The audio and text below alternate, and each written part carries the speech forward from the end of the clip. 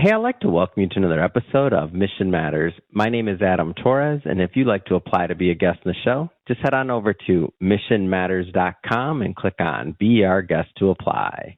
All right, so today I have Abraam Mikhael on the line, and he's co-founder, artistic director, and a filmmaker over at Hollywood Arab Film Festival. Abraam, welcome to the show. Thank you. Thank you for having me.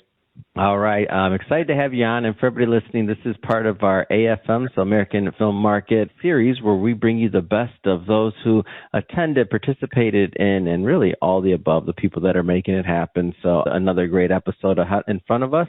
And Abraam, just to kind of get us kicked off here, filmmaking, how'd you get into the business? Like, what drew you to the art?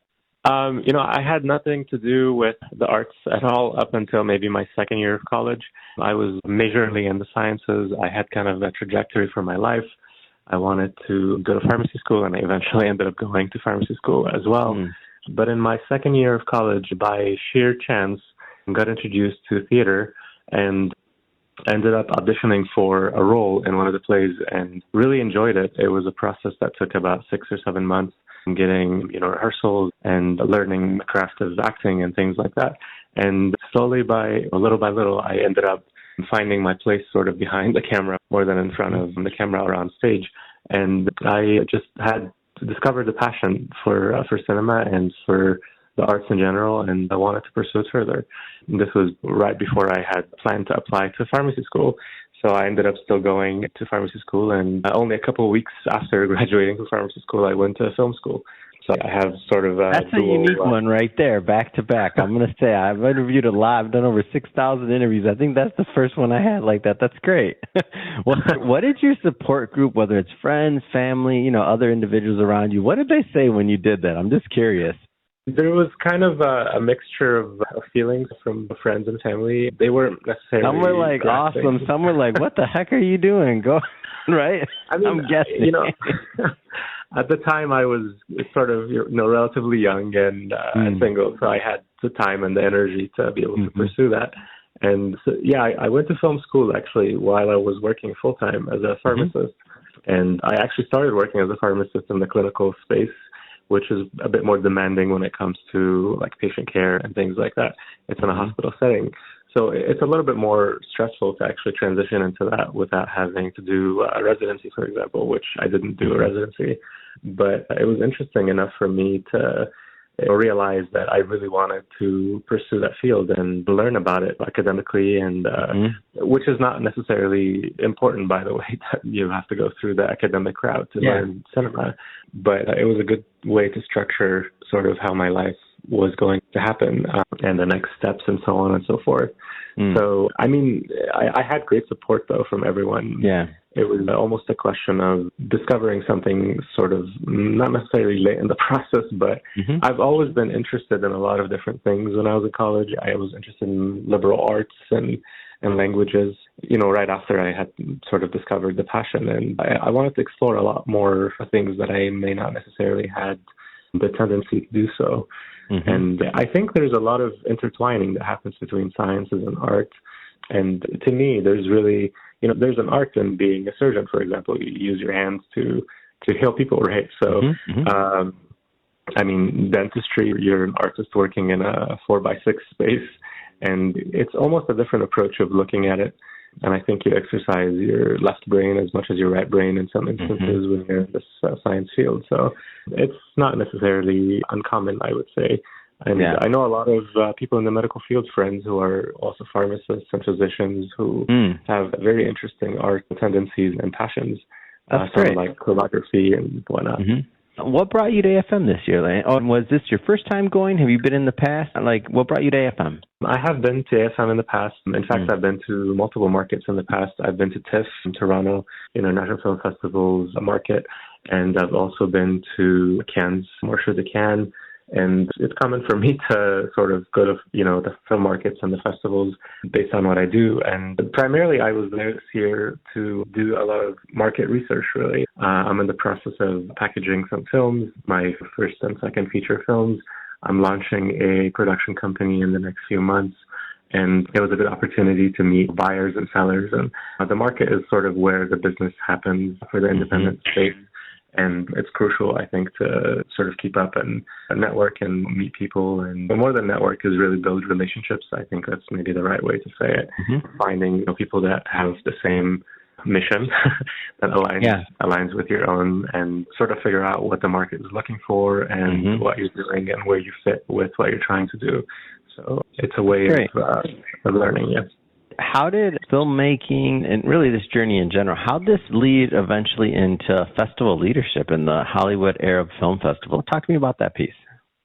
The festival leadership aspect was actually quite interesting to pursue, because it was literally just 3 people that got together and decided that we don't have a whole lot of representation happening in the LA space of our films. And by that, I mean the Arab, related films.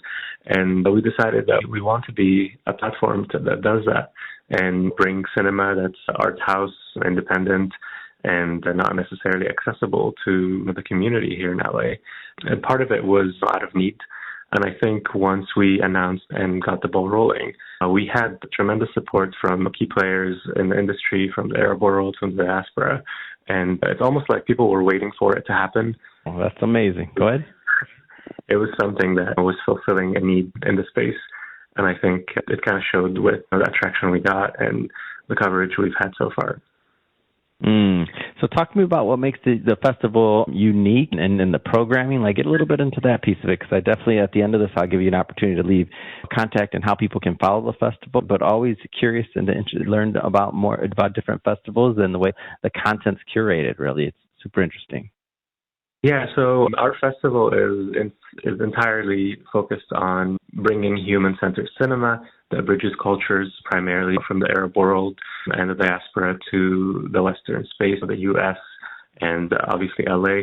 There's a whole lot of, misconceptions about different people, and a lot of it comes from lack of education, lack of experiencing how others live their lives. And at the end of the day, there's a universal aspect of being human, and we all want the same things. We all want to be accepted and loved and so on and so forth. So our goal is really, or our mission is really, to help reshape the narratives that may be falsely represented in the past. My own personal take on it, too, is bringing spiritual and emotional truth to the screen and help showcase that for the community here and sort of bridge that gap. Let's talk a little bit more about your process as well. So when it comes to storytelling, you have multifacets like we all do. It is your background, but in your case, Arab, Christian, immigrant, all the above. How has this shaped your storytelling perspective? At some point, I think most of us, if not all of us, go on sort of a self-discovery journey. I moved to the U.S. when I was a teenager. I was 14 years old, and I've had this sort of cultural, I guess you can call it a shock, coming from a very conservative, not necessarily open culture to a culture that's very different, that has different ways of doing things. And there's nothing wrong with being conservative too, by the way. It's not necessarily an issue. It's just a different perspective of how you live your life. And I think that exposure really helped me question a lot of things about how I feel and what I believe in. And it really instilled in me sort of the scientific method of questioning, if I may. And I sort of carried that over to all the disciplines I've worked in. I think there's a lot of things to learn from others that may live their lives differently or do things differently. And the core of really learning how to be better, I think, is to learn to be empathetic, to exercise empathy in everything you do.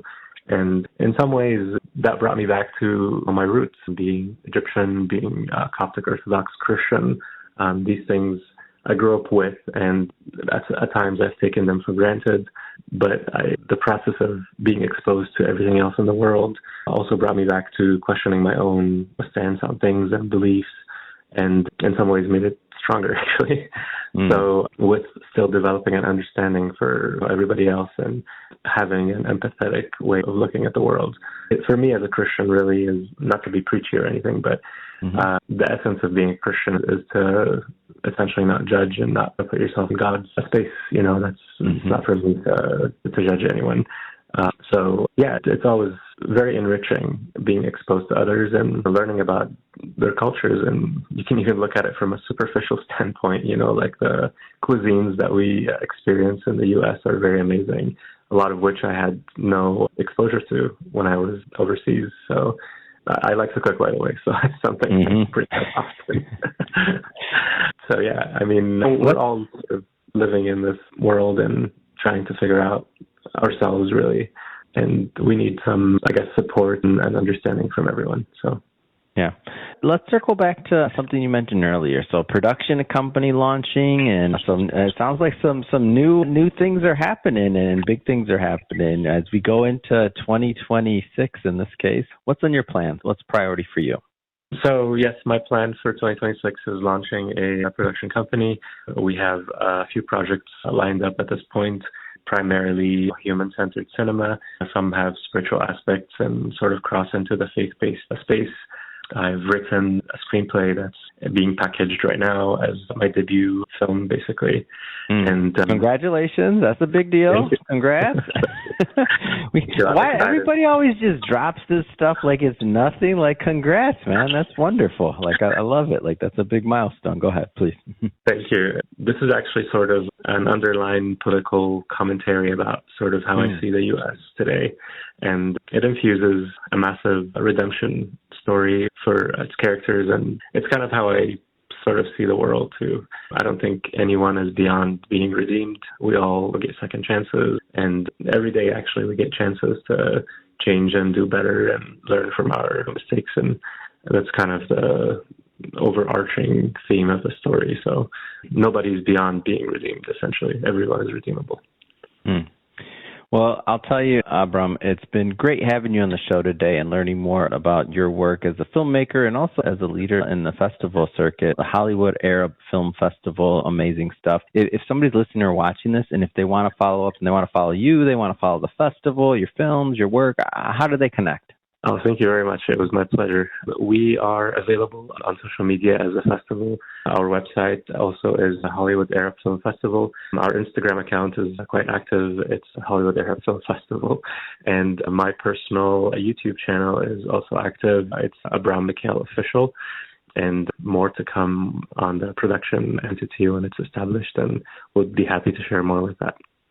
Perfect. And for everybody listening, just so you know, we'll definitely put some links in the show notes so you can just click on the links and head right on over. And speaking of the audience, if this is your first time with Mission Matters and you haven't done it yet, hit that subscribe or follow button. This is a daily show. Each and every day we're releasing new content, new ideas, and hopefully new inspiration to help you along the way on your journey as well. So again, hit that subscribe or follow button. And Abraam, thanks again for coming on the show. Thank you so much for having me. It was a pleasure.